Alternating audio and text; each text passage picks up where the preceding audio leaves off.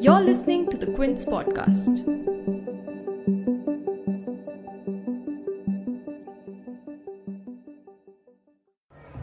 It's been 7 continuous days of large-scale civil unrest all across USA over the death of George Floyd, an unarmed black man, at the hands of a police officer in Minneapolis.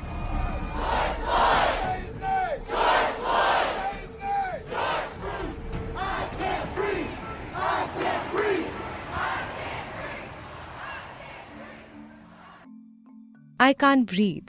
The final words that Floyd uttered before his death as Derek Chauvin, the police officer in concern, knelt on Floyd's neck for 8 minutes and 46 seconds straight has become a rallying cry for the protesters. New York, Los Angeles, Miami, Seattle, Ohio, Colorado, all the major states and cities that were deserted until only a week back because of the coronavirus outbreak have been witnessing large-scale mayhem, violence, arson and face-offs between police officers and protesters who are angry about the racially driven police killings of black Americans. In some places, as the protests turned towards destruction of public property and looting, US President Donald Trump put out a controversial tweet warning, quote, "When the looting starts, the shooting starts," end quote. So far, at least 4,000 people have been arrested nationwide. Curfews have been imposed in at least 40 cities, and National Guard members have been activated in 23 states, including Washington, D.C., as the protests reached an unprecedented level not seen before in years. But why did this incident trigger such massive outrage even at such a critical time as this pandemic? You're tuned in to The Big Story, the podcast where we dissect the headline-making news for you. And I'm your host, Shalbari. It was on 25th May that this incident happened. Minneapolis police officers had arrested George Floyd, a 46-year-old black man, when a Delhi employee called 911 complaining about Floyd buying cigarettes with a counterfeit $20 bill.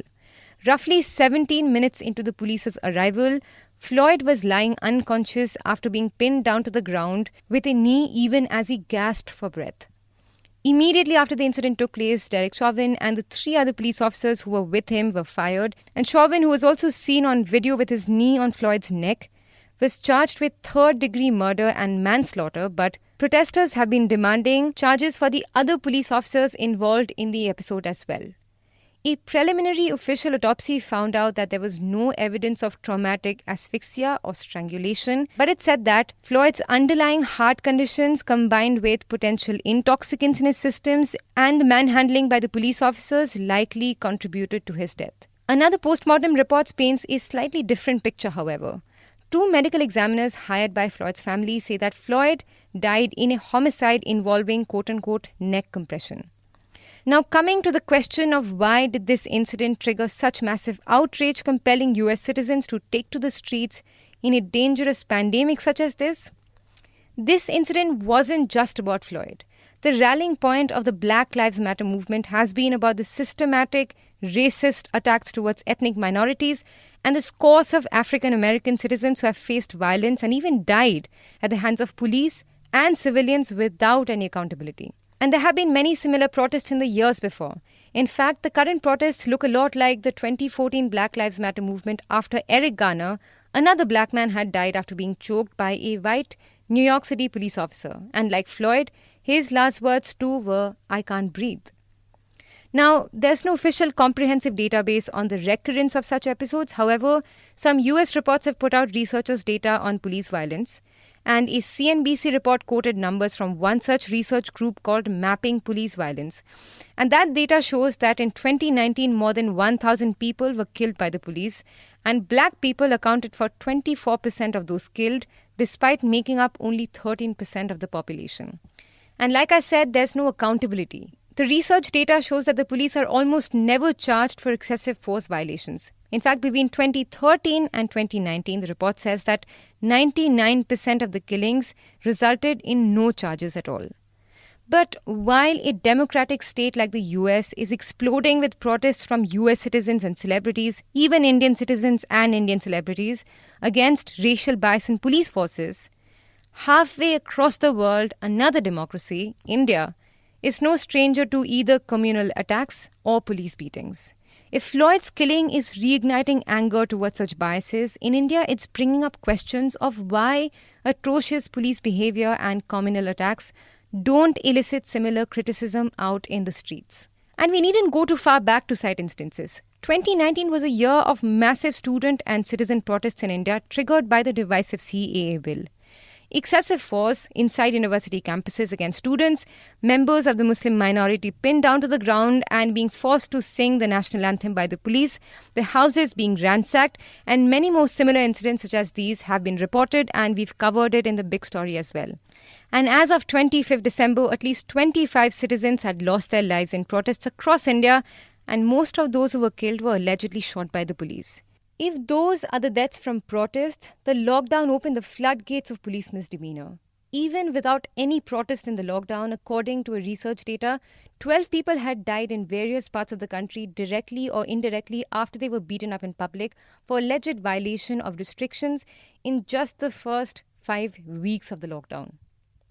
And add to that the custodial deaths. According to the NCRB data, and we only have data till 2017, there was a 9% increase of custodial deaths from 92 in 2016 to 100 in 2017. And here too, policemen rarely got punished for this. According to reports in 2015, for instance, the police registered cases against fellow police officers in only 33 out of the 97 custodial deaths. So here we are looking at two democracies and similar narratives of callousness and biases. But if Indians are joining in and calling out Floyd's death, as we've seen in the past few days, why don't similar killings and similar profiling that's happening in the country in as recently as the month of April not bring about a similar solidarity in India? Are we normalizing police misdemeanor? Is our perception of the Indian police force and law holding us back? The Quint's political editor Aditya Menon talks about some data that highlights what sections of the society have a distrust towards the Indian police force and what is holding back the population at large from protesting against police violence. How we view the police here depends a great deal on our own social standpoint. For instance, in India, if we look at the State of Policing report prepared by CSDS, the Sikh community reported the highest distrust of the police, followed by the Muslim community. Now, obviously, could be largely due to police brutalities in Punjab in case of the Sikh community, and of arbitrary arrests and encounters in case of the Muslim community in rest of India. The Sikh community also faced these things in Punjab during the peak of insurgency in 1980s and 1990s. So obviously a great deal of our own view of the police is shaped by our own social realities. The Hindu community, particularly upper caste Hindus, reported an extremely high degree of trust for the police. Therefore, it's not that easy for there to be a large-scale outrage against police brutalities in India, because the experiences of the police are shaped by our own privilege.